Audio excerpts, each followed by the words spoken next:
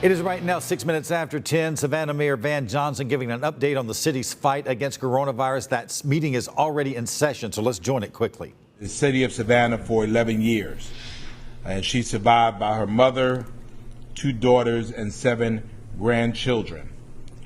And we also want to send our condolences to our colleague, the alderwoman from the 3rd District, Linda Wilder Bryant, who lost her sister this past week, Phyllis Wilder Lewis.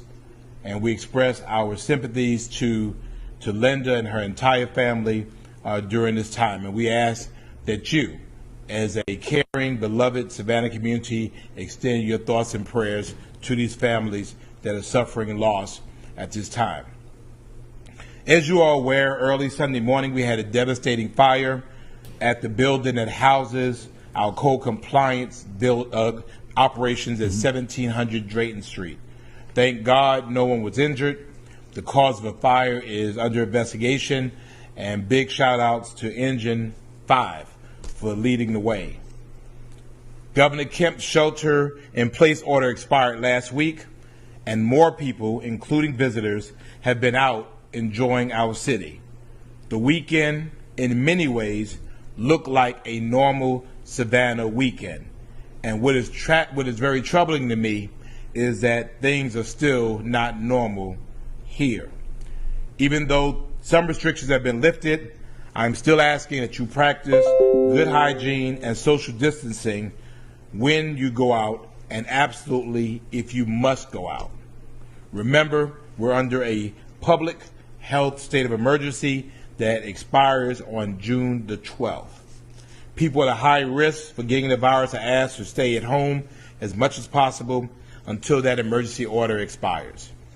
Anyone 65 years or older, those with chronic lung or kidney disease, moderate to severe asthma, severe heart disease, obesity, diabetes, or liver disease are asked still to stay home.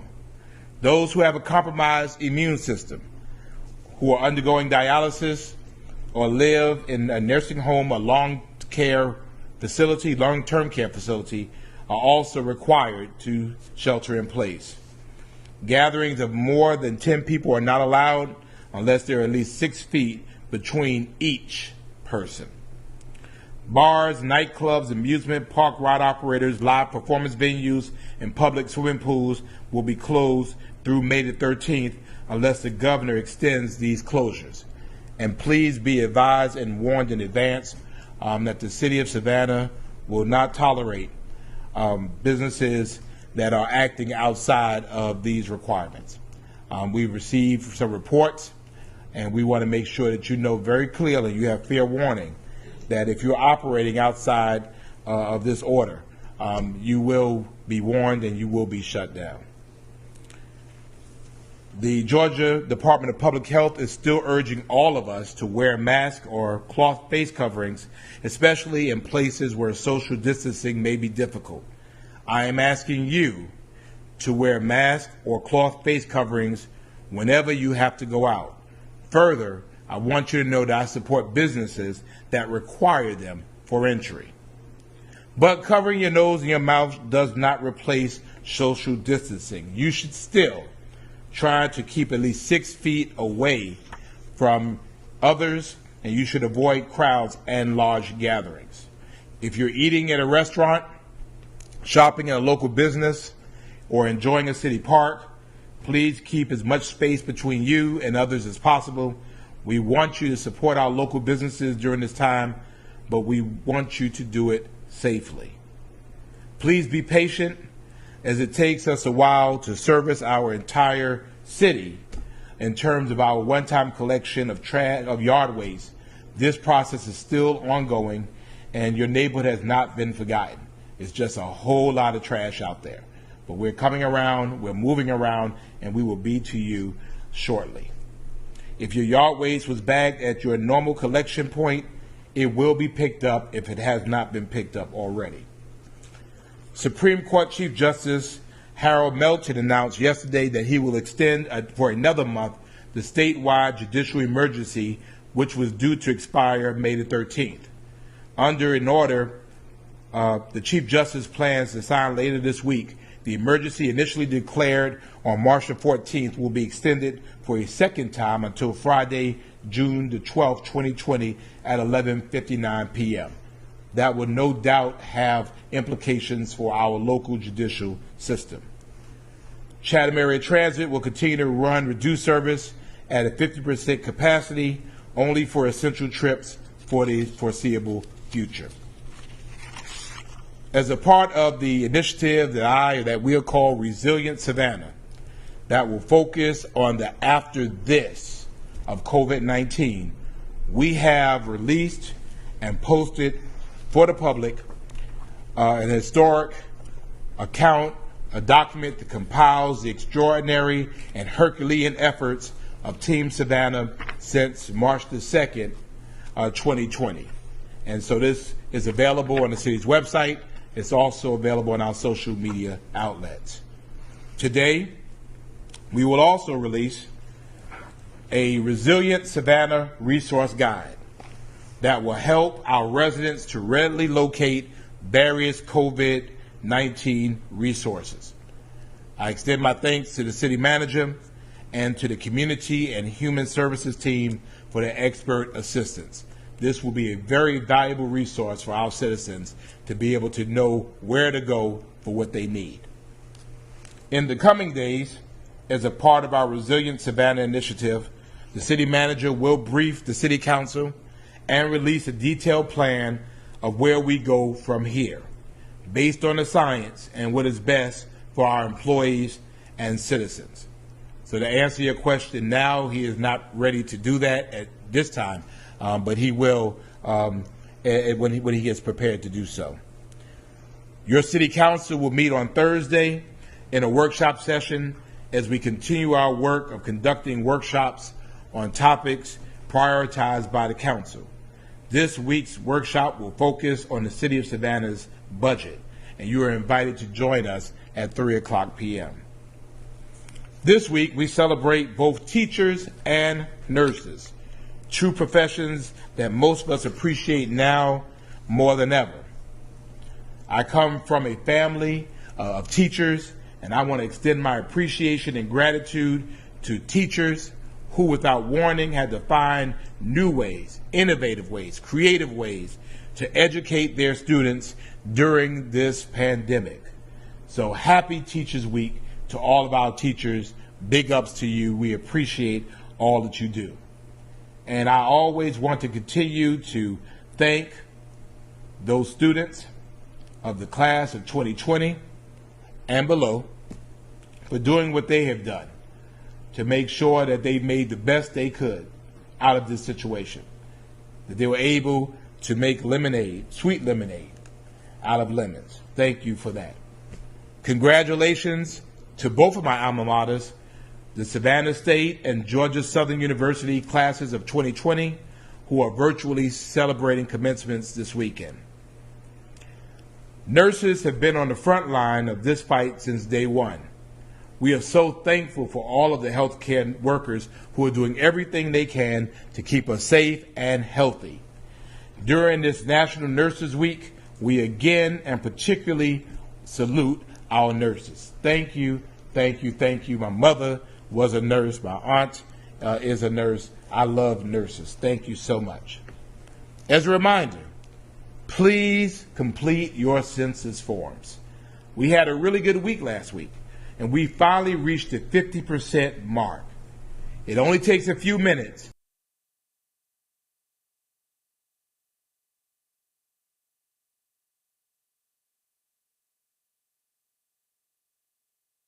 Ballot for the June 9th, 2020 primary election. We are encouraging you to complete and return this document to the Chatham County Voter Registration Office to ensure you have a ballot so your voice can be counted in the upcoming elections. The National Day of Prayer is observed annually on the first Thursday in May. This day of observance, designated by the United States Congress, asks people to turn to God in prayer and meditation. I'm sure that you will agree that if we ever needed to be united in prayer, now is the absolute time. So please join me and others around the world, not just Thursday, but every day in prayer. This Sunday, we celebrate mothers, grandmothers, godmothers, big mamas, mommies, aunties, and those with a mothering spirit. We also honor the memory of mothers that are no longer with us. We fully recognize that this time of the year is the happiest for some and is very, very difficult for others. So mothers, although we can't celebrate you like we usually do, we owe you one. And we will make it up to you. I promise. But we will do it when it's absolutely safe to do so. We promise. And hold your kids accountable too. Make it up to you. We owe you. So please don't act like things are completely back to normal, because things are not normal. Our numbers are still trending upward, and this is expected to continue as testing increases and reckless and careless behavior continues. We still need you to protect yourself, protect your family, and protect those you love. We will continue to pray for the best, but we will continue to prepare for the worst. And if that is not enough, please be reminded that hurricane season begins in 27 days. Pretty sobering, right? May God bless you, and may God continue to bless the city of Savannah. That ends my prepared remarks, and will entertain any questions you may have. Ms. Hamilton.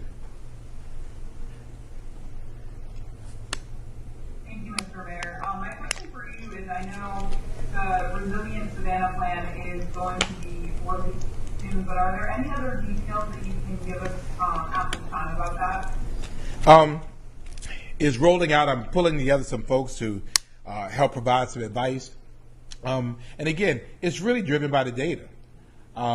We've resolved from the very, very beginning that we were going to follow the data. We were going to follow the science. And so our plans really are based on that. Right now we have some thoughts. I think city manager is considering some scenarios in which we could de-escalate some of our emergency procedures. But again, it's based on the science. So, obviously everything for us is based on the science. We don't want to do what everybody else is doing. We don't want to do what's fashionable. We don't want to do what's expedient. We want to do what's safe and what's right. And so as that time goes out, as our exposure numbers become clearer, we know that this coming week provides a window for us. It'll be approaching 2 weeks since April 24th, and then 2 weeks from April 27th. 2 weeks from Mother's Day, for example. You just know from people being out, people being around, what that exposure really looks like. So again, I think our resiliency depends on our ability to follow the science right now. But thank you. Ms. Jones, good morning. And just for clarification, when is that actually supposed to be available for the public? Right now. It's available right now. Oh, okay. And my last question for right now is the city manager in the room? I can't see him, but I have a... He's hiding, but he's here. Right. I was just wondering about the progress for the homeless community here in Savannah as far as the camp goes and where the city's at with that. Yeah.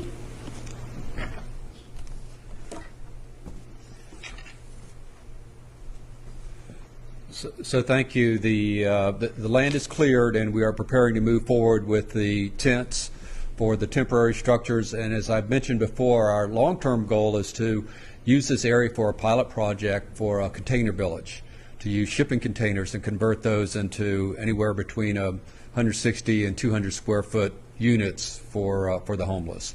But for now, the land is available. The site's been cleared. And I'm assuming that the tents will be available this week for any of the homeless who want to occupy it, just as an interim until the shelters can resume accepting full loads. Thank you. Ms. Jones, good morning.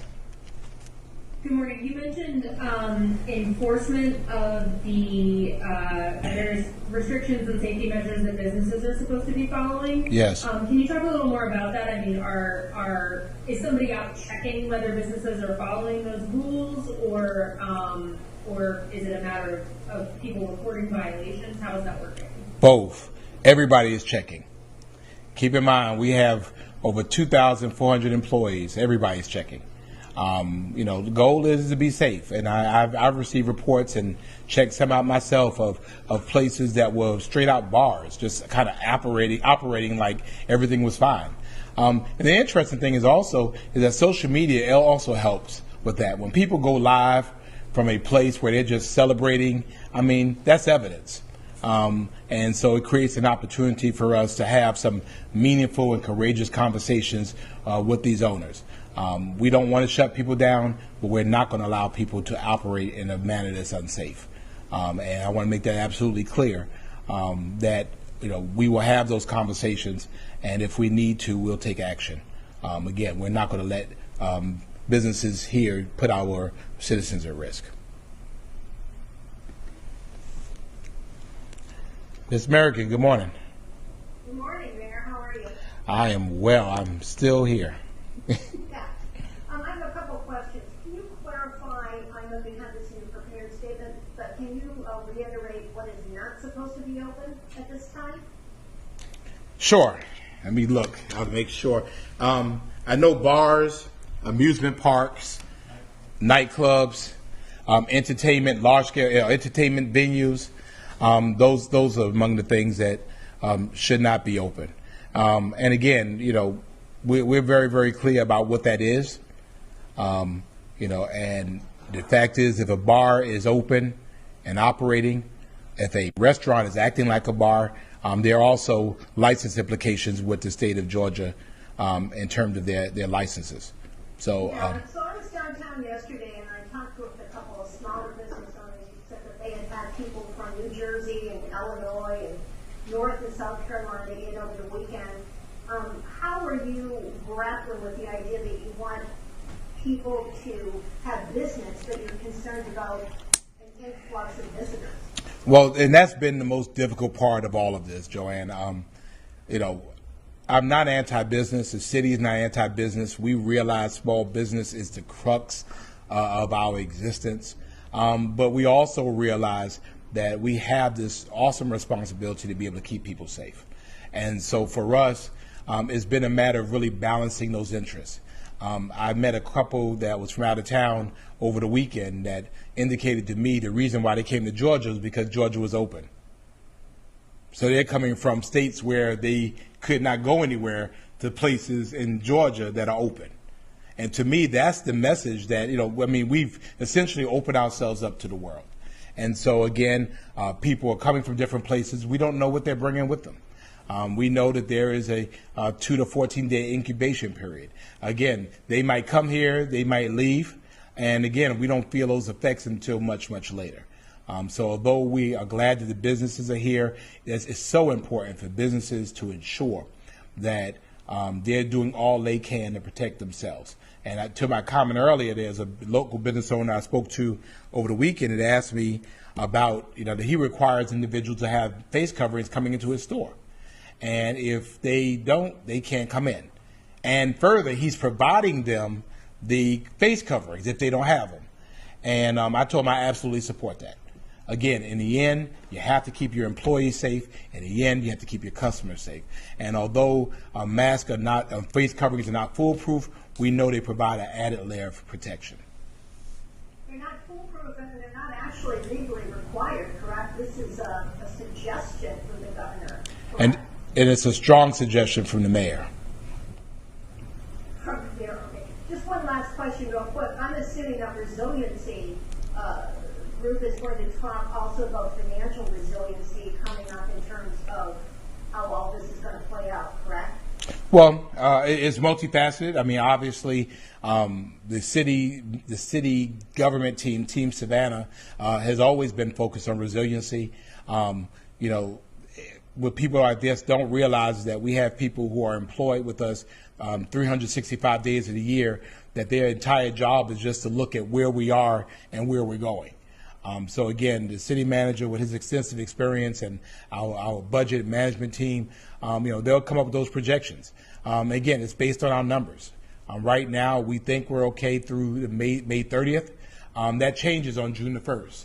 And so his recommendations, I would suspect, will be based on what our situation looks like going in that time, which is why the science is so important.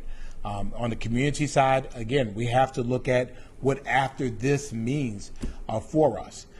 I am convinced that we will not be back to normal ever again. I remember September 11th, and I remember September 10th. September 10th was much different than September 12th. Our lives changed forever.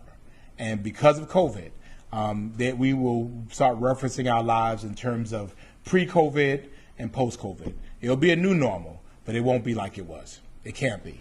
And so now we're talking about the city. How do we start gaining and maintaining adequate supplies of PPEs just because we might need them one day? And so those are the types of things that the city manager and their team will discuss. I don't get involved in that part of it. I just want to make sure that the council and I provide them what they need to make sure Savannah is prepared. And another reason is, again, I've been on some conference calls throughout the week with mayors from across the country, and I will tell you, we are so phenomenally and unbelievably blessed here for so many reasons. Many of these cities are already laying off. Some of them are already furloughing. And thank God the city of Savannah has not had to furlough one employee. We've had not to lay off one employee. No employee has seen a break in pay, and in fact, many of our employees are receiving an increase in pay during this time. And again, that is because of good management and the fine work of employees who work every day to make sure that we are prepared for things that happen. Good morning, Ms. Katie. Good morning, Mr. Mayor. I just have one quick question again about businesses. I think you said that you've been getting some calls about businesses who are open that aren't supposed to be open. Have there been any that have been shut down so far, or anything else? I'm not sure. We have to research that.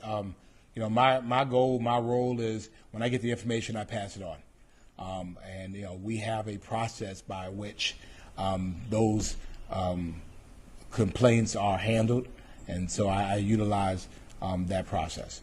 So I'm not sure yet, but again, I want to warn people very clearly before it starts happening that people don't think that the city is being big and bad. We want to make sure people have very fair warning and advance warning. They need to operate within the law, or they're going to have consequences to that. Yes, Ms. Hamilton.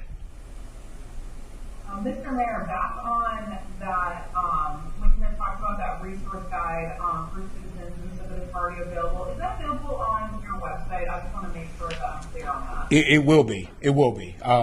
Right. Members of council received it this morning. It'll be posted digitally on our social media platforms, and it'll be available on our website. And again, this is a wonderful opportunity, a wonderful resource for us to be able to provide kind of a one-stop shop for resources related to COVID-19. So I'm just really happy. Yeah, it is.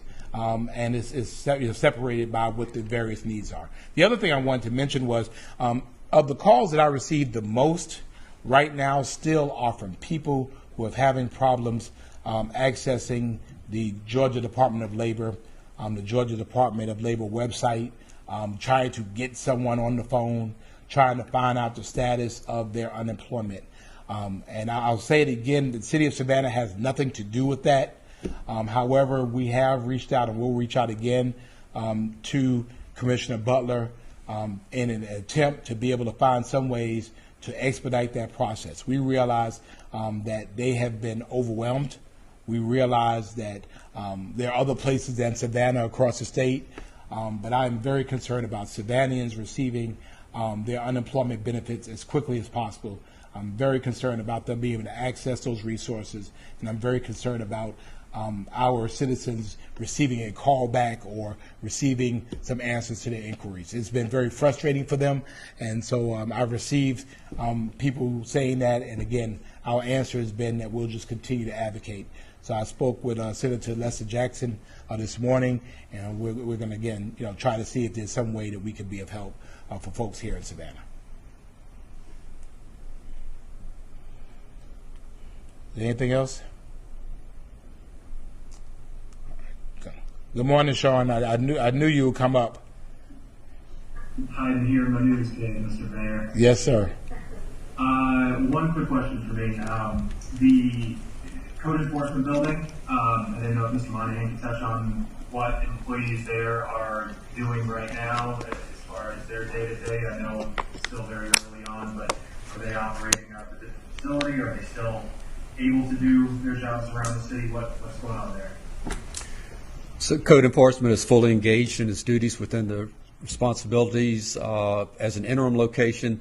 The city set up the Civic Center, the second floor of the Civic Center for the Revenue Department, as you recall, as an interim move several months ago. So code enforcement can initially move into the Civic Center, and then I think the long-term plan or the short-term plan will be for code enforcement to move to the Eastside Community Center, which became available with the opening of the Pennsylvania Avenue Resource Center. So the city has a short-term plan in place. The more long-term is a question whether code enforcement then becomes part of the Public Works Complex under construction on Interchange Court. That's a $40 million project. In addition to that, the city is looking at a municipal complex and could incorporate code enforcement to the municipal complex. The city is fortunate that that property is insured.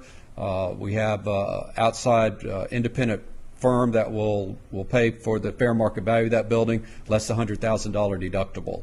So as another option, the city could also shop and find a temporary or more permanent location for code enforcement. Number of options out there. We're still exploring all those and probably know within the next 3 to 4 months. But code enforcement is working, so so make sure that your yards and your property maintenance is properly cared for. Mr. Evans.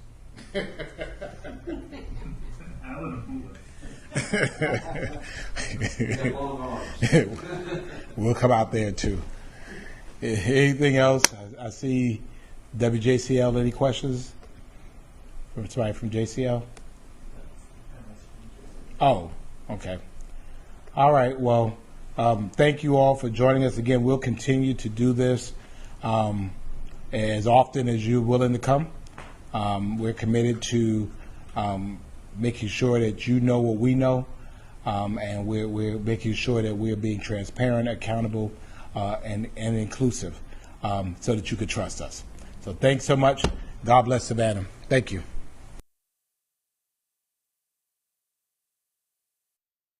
And you there have been listening to Savannah Mayor Van Johnson again, updating the city about the efforts to fight coronavirus. And of course, this has become something that happens on every Tuesday at 10 o'clock.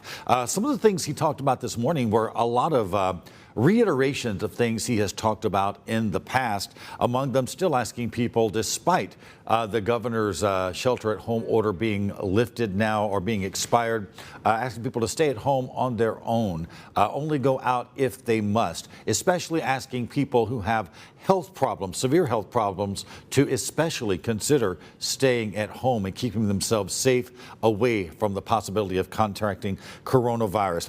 He also today says that he, as of today, is releasing a resource guide. This guide, he says, is to help Savannahans find COVID-19 resources. He didn't specify exactly what kind of resources, but I'm sure there probably is a variety of different needs that people are facing, and this guide will help you find those. He says that will be posted today both on the Savannah City website and also on the city social media pages where you can download it and check out that information. He also congratulated, of course, local high school, Savannah high school seniors, college seniors who are graduating this year, gave a shout out to teachers and to nurses, and of course also was asking people, please go ahead while you're off work while you have the time, complete your census. Of course, he says Savannah gets a lot of federal money based on what information that census report shows every 10 years. And he says right now Savannah may very well need as much funding as it can get from that census to recover from this COVID-19 crisis. Again, a lot of information out there this morning. We will continue to update you as we get more information about the city's efforts. For now, though, we will update you fully on the mayor's remarks at 5 o'clock. WJCL 22 News at 5 right now.